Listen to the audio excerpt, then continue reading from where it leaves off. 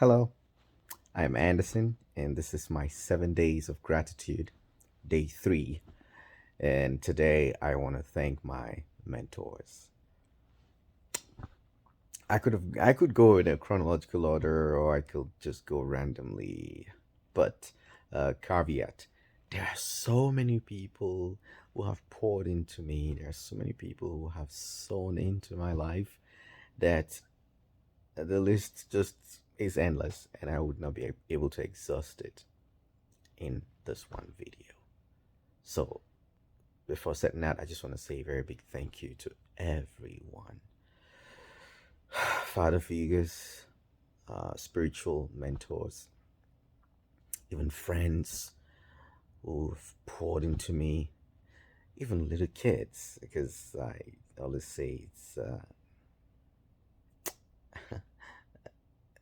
it's not just only from adults that we learn, you can learn from kids too. So, thanks to everyone. But I want to especially appreciate these people whose influence on my life is very palpable. It's a gift that keeps on giving. Uh, they're just evident. Their influence is evident all over my life in everything that I do. And I'd like to start with one of the most important influences of all times in my life, Father Anthony Ienoba. Father Anthony first saw me conducting in an archdiocesan chrism mass in Kaduna State, Nigeria. And of course, the chrism mass in the Catholic Church is when all priests, and it's usually done on um, Holy Thursday, you know, uh, the first day of the Easter Triduum in the morning, and all priests come to reconcentrate themselves to the vows of their priesthood, and they're usually all on the altar in this vast, beautiful array of cassocks, and you know, and I didn't know anyone noticed, but he sought me later, and we've been close ever since. This was over 15 years ago, and Father Anthony has been pouring into my life, encouraging, praying, supporting. When I was in college, he'd support me financially. He would advise me. He would encourage me to hold on. He's been a stepping stone in my life. He's been, oh goodness, I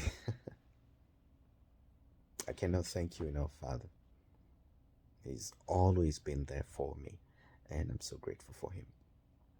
And the other person I really want to thank is a man who knew me from across the ocean. I was still in Nigeria, and of course, most people just think of Nigeria or Nigerians as internet fraudsters. And so it was hard for someone like me. I belonged to coralnet.com, and at the time, I was just basically seeking knowledge, looking to connect with my peers from all over the world because I didn't want to do things at the standard of my immediate environment. I wanted to do it the way it was done all over the world. That has always been my thing. If there's a right way to do it, I wanted to seek it, search it out until I find it to do it right. And I was on coralnet.com where all choral directors from all over the world converged in a forum and discussed. And there's where I met this guy who has been like a father to me. He was there when my father died, and he said to me, "You have a father in me." And I told him, "You have a son in me." And we've been like father son since then. I call him my white American dad, who's been like a dad to me. He's been in my life since before I came to the US. He's still there.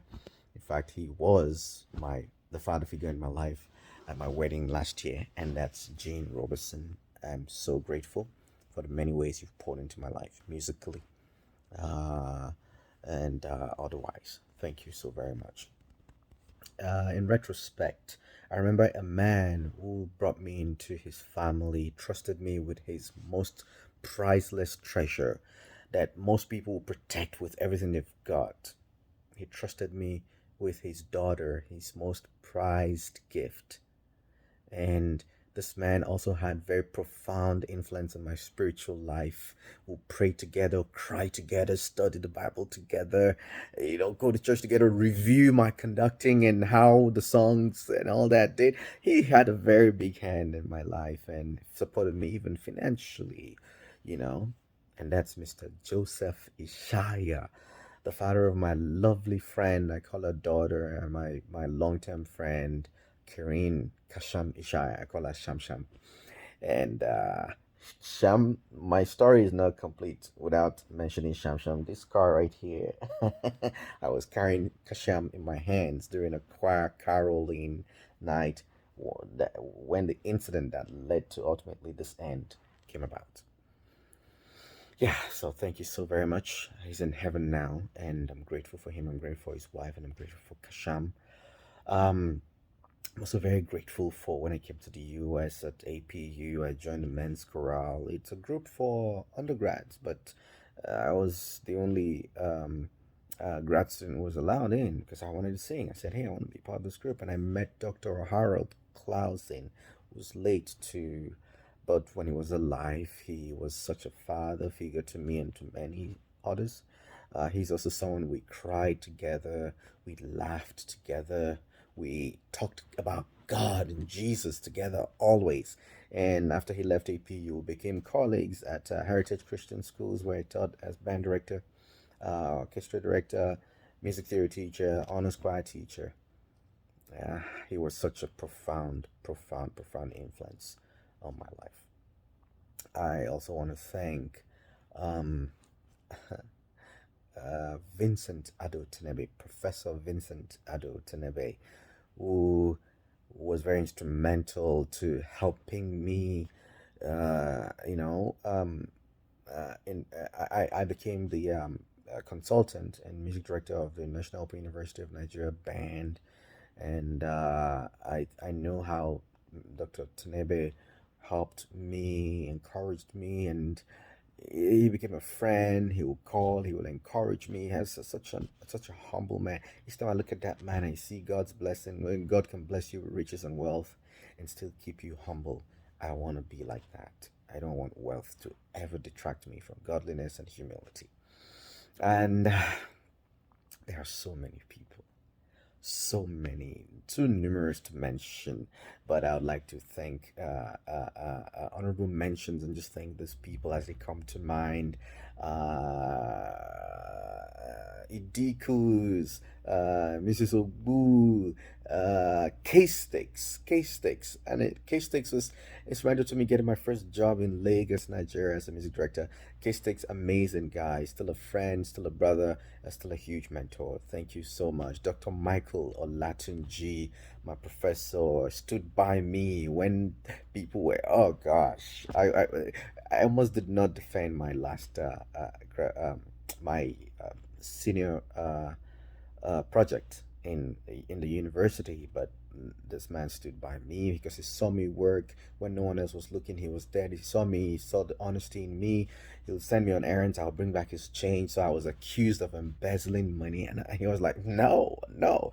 And of course, all those accusations came about because, as president, I stood my ground. I said, "No council member will use money that students contributed as dues for their own personal gain," and I was persecuted for that. So thank you so much, Dr. Latin G. Thank you, Mr. Shinwa J. Thank you, all those people, amazing people who affected my life for good. You see, my video is running into 8 minutes or past 8 minutes because there's so many people to thank.